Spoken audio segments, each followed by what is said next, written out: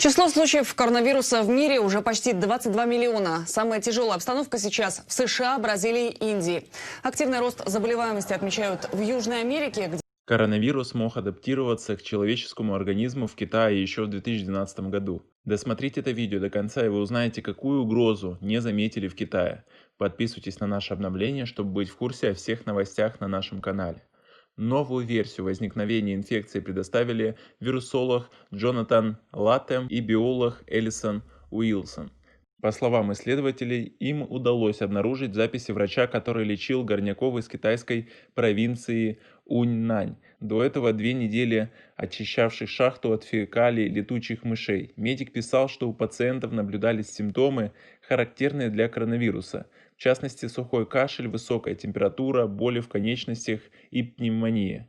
Несколько больных в процессе лечения были подключены к аппаратам искусственной вентиляции легких, и в результате 3 из 6 рабочих умерли. Позже образцы анализов шахтеров отправили на исследование в лабораторию в Ухане. Местные специалисты установили, что все пациенты были заражены коронавирусом.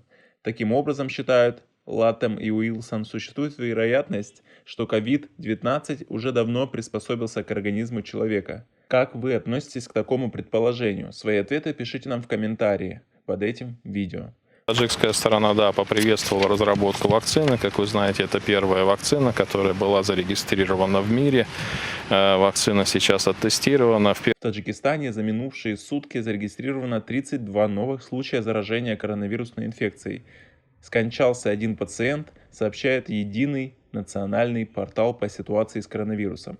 За сутки 73 человека по подозрению находились под наблюдением врачей. 38 человек выписаны после выздоровления. Общее количество зараженных в стране достигло 8131 человека. Из них выздоровели 6935 человек, скончались 65 пациентов. В настоящее время в 85 больницах республики мобилизованы более 7500 врачей и 25 тысяч средних медицинских работников. В учреждениях первичной медико-санитарной помощи республики оказывают услуги более 7 тысяч врачей. По последним данным, число заразившихся коронавирусом в мире превысило 21 миллион человек. Пандемия охватила 188 стран. За весь период пандемии скончалось более 700 тысяч человек. 13 миллионов человек выздоровели. Считается, что первая вспышка инфекции произошла в декабре 2019 года в Ухане.